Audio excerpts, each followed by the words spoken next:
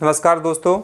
आज मैं एक नए कानून के विषय में पढ़ाना चाहता हूं और मैं आपको बताना चाहता हूं, क्योंकि इसके पहले मैं एक हिस्ट्री का एक वीडियो मैं आपको लाया था जिसमें दिल्ली के सुल्तान के विषय पे बताया था और इसमें ये कहा था कि क्रमशः में फिर जो गुलाम वंश के बाद खिलजी वंश हैं, तुगलक वंश है, सैयद वंश है, लोदी वंश के बारे में एक वीडियो लाऊंगा। ये वीडियो मैं फिलहाल अभी बाद में लाऊंगा और उस बीच में एक देश के लिए जो महत्वपूर्ण देश की सुरक्षा से संबंधित एक जो कानून काम करता है उस पर मैं एक शॉर्ट वीडियो मैं बना करके आपके सामने लाना चाहता हूँ। तो चलिए मैं शुरू करता हूँ। सबसे पहला जो आज का जो मेरा चैप्टर है वो है कि नेशनल सिक्योरिटी एक्ट 1980 अर्थात राष्ट्रीय सुरक्षा अधिनियम 1980। राष्ट्र से संबंधित राष्ट्र को या देश को किसी प्रकार का यदि खतरा होता है, देश की सुरक्षा के लिए कोई खतरा महसूस होता है सरकार को, या कोई ऐसी हलचल होती है जहां पर ऐसा लगता है कि ये व्यक्ति देश के लिए, देश की सुरक्षा के लिए खतरा है, तो इस बात को ध्यान में रखते हुए 1980 में चूंकि देश की प्रधानमंत्री इंदिरा गांधी थी तो उनके समय में इस कानून की शुरुआत होती है जिसे हम NSA शॉर्ट में कहते हैं, रासुका हिंदी में शॉर्ट में कहते हैं। NSA का पूरा नाम नेशनल सिक्योरिटी एक्ट और जिसको हम हिंदी में फुल फॉर्म के नाम से जानते हैं कि राष्ट्रीय सुरक्षा कानून या नेशनल सिक्योरिटी एक्ट। ये दोनों एक चीज़ है जिसको दो तीन नामों से जानते हैं। तो सबसे पहले राष्ट्रीय सुरक्षा अधिनियम 23 सितंबर 1980 को ये बनाया गया और उसी दिन इसकी शुरुआत की गई, क्योंकि उस समय भारत के जो प्रधानमंत्री थी वो श्रीमती इंदिरा गांधी थी, तो उनके शासनकाल की ये एक महत्वपूर्ण विशेषता मानी जाती है। इसीलिए इंदिरा गांधी सरकार द्वारा इस कानून को लागू भी कर दिया गया। अच्छा, ये कानून लाने की आवश्यकता, इसमें प्रावधान है, इसके प्रावधान की आवश्यक तत्व जो मैं बता रहा हूँ, जिसमें आवश्यक बिंदु है, उसके अंतर्गत ये है कि इस कानून के तहत किसी प्रकार की जो एक देश की सुरक्षा की गारंटी यह कानून राज्य सरकार और केंद्र सरकार को देता है। इस कानून के तहत राज्य सरकार और केंद्र सरकार को देश की सुरक्षा के लिए किसी भी संदिग्ध को गिरफ्तार करने का आदेश देता है या अधिकार देता है, और इस तरीके से यह केंद्र सरकार और राज्य सरकार दोनों को आदेश देता है। और जहां पर देश की सुरक्षा की देश की सुरक्षा के लिए कोई खतरा होता है या ऐसा समझ में आता है कि देश में कुछ असामाजिक तत्व हैं जो देश की गरिमा को भी देश की गरिमा भंग हो सकती है, देश की जो एक उसकी संप्रभुता है उसको खतरा है, देश आन बान शान को खतरा है, तो ऐसी परिस्थिति में इस कानून का उपयोग किया जा सकता है। रासुका राष्ट्रीय सुरक्षा कानून NSA के तहत किसी भी संदिग्ध को बिना किसी आरोप के 12 माह तक जेल में रखा जा सकता है। अर्थात यदि राज्य सरकार को, केंद्र सरकार को ऐसा लगता है कि कोई भी संदिग्ध है जो देश की सुरक्षा के लिए खतरा है, उसको केवल बिना किसी आरोप के ऐसा लगता केवल, तो उसको गिरफ्तार करवा करके 12 माह तक जेल में रख सकती है। इस कानून में ऐसा प्रावधान है। और फिर आगे चल के प्रारंभ में उसे केवल 3 महीने तक, प्रारंभ में उसे गिरफ्तार करके 3 महीने तक जेल में रख सकती है और आवश्यकता पड़ने पर उसे 3-3 महीने आगे बढ़ा सकती है। तो इस प्रकार से जो अधिकतम उसकी जेल में रहने की जो बात रहती है वो 12 माह तक हो सकती है। इस कानून का सबसे ये महत्वपूर्ण बिंदु है। अच्छा, NSA पद की शुरुआत कब होती है? पद, ये देखिए, ये एक अलग है कि ये कानून है कि राष्ट्रीय सुरक्षा अधिनियम ये 1980 में बनता है, लेकिन पद, अब इस पद की शुरुआत होती है तो इसके जो NSA है 2 नामों से ये जाना जाता है।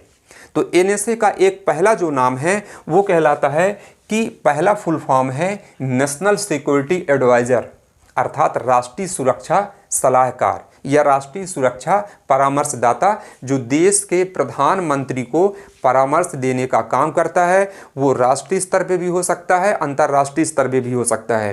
राष्ट्रीय स्तर, अंतर्राष्ट्रीय स्तर पे अपने विवेक और बुद्धि के आधार पे तमाम प्रकार की खुफिया के माध्यम से वह सारे बिंदुओं को इकट्ठा करता है और देश के प्राइम मिनिस्टर के सामने उस बात को रखता है। तो पहला जो NSA है उसका फुल फॉर्म है नेशनल सिक्योरिटी एडवाइजर, अर्थात राष्ट्रीय सुरक्षा सलाहकार, और दूसरा NSA का दूसरा जो फुल फॉर्म है वो है national security act of India, अर्थात राष्ट्रीय सुरक्षा कानून, तो ये दो नामों से है। अर्थात इस जो ये कानून है वो कानून भी एनएसए के नाम से जाना जाता है, और उस कानून का जो मुखिया होता है, जिसको हम राष्ट्रीय सुरक्षा सलाहकार कहते हैं, राष्ट्रीय सुरक्षा परामर्शदाता कहते हैं, वो भी एनएसए के नाम से। आज वर्तमान में कहते हैं भारत के एनएसए कौन है, तो हम तुरंत फट से बोल देते हैं श्री अजीत डोभाल जी हैं। तो देश के लिए ये बहुत महत्वपूर्ण पद माना जाता है, और राष्ट्रीय स्तर पे, अंतर्राष्ट्रीय स्तर पे हर स्थितियों में ये हमारे देश में, देश की सुरक्षा के लिए, देश में किसी प्रकार का खतरा हो रहा है, कोई भी ऐसी गतिविधि है, उस पर ये काफ़ी पैनी नज़र रखता है और अपनी टीम के साथ ये काम करते हैं।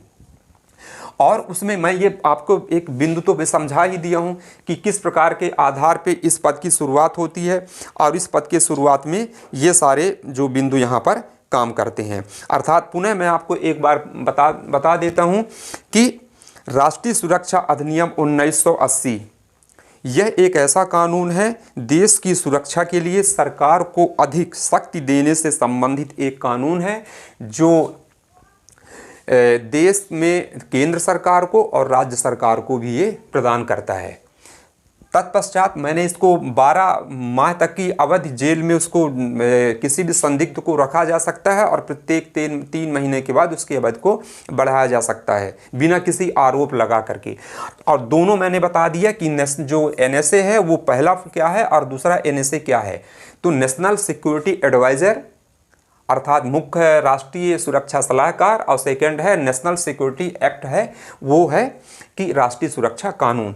अब भारत में सबसे पहले एनएसए पद की शुरुआत कब होती है, सबसे जो महत्वपूर्ण बात आती है, तो एनएसए कानून तो बन गया, लेकिन एनएसए का पद क्रिएट नहीं हुआ था। वो पद जो क्रिएट होता है सबसे पहले 1998 में इस पद की शुरुआत होती है, और उस समय जो सबसे पहले भारत के एनएसए कहलाते हैं वो कहलाते हैं ब्रजेश मिश्रा। ये आईएफएस अफसर थे। 1998 से 2004 तक इनका काल था, और उस समय देश के प्रधानमंत्री थे श्रीमान सम्माननीय अटल बिहारी वाजपेयी जी। तो अटल बिहारी वाजपेयी जी के समय में भारत के प्रथम जो एनएसए थे, अर्थात नेशनल सिक्योरिटी एडवाइजर थे, वो थे ब्रजेश मिश्रा, अर्थात 1998 से 2004 तक।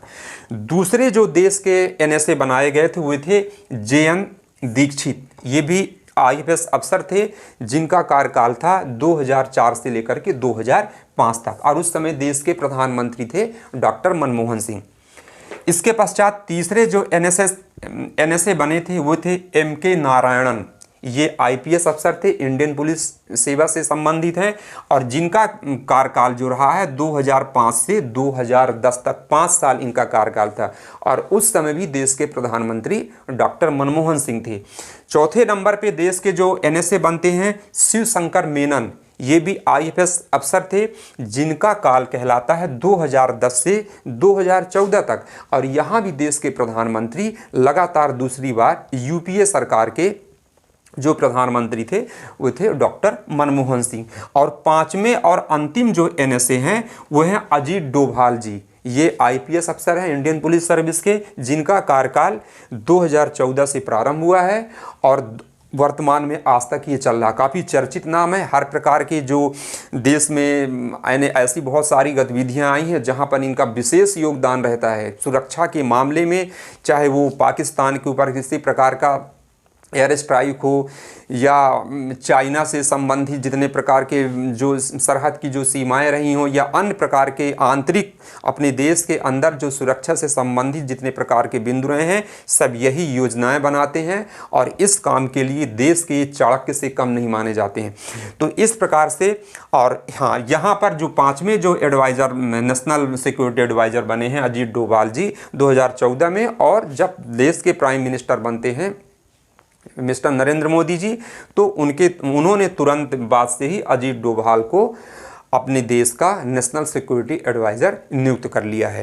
तो इस प्रकार से आज की इस वीडियो में मैंने एक शॉर्ट में रासुका राष्ट्रीय सुरक्षा कानून के विषय पे बहुत शॉर्ट में वीडियो बनाया है। इसको हम एनएसए के नाम से जानते हैं या नेशनल सिक्योरिटी एक्ट 1980 में जानते हैं। तो मैंने आपको अर्थ बताया कि 80 में ये कानून बनता है, लेकिन इस कानून के मुखिया के रूप में पद की शुरुआत नवंबर 1998 में होती है। जो मैंने अब तक 5 अब तक देश के 5 नेशनल सिक्योरिटी जो एडवाइज़र बने हैं वो 4 जो जिनका कार्यकाल समाप्त हो चुका है, 5वां 2014 से लेकर के जो IPS अफसर थे अजीत डोभाल जी, वो आज वर्तमान में कार्यरत हैं।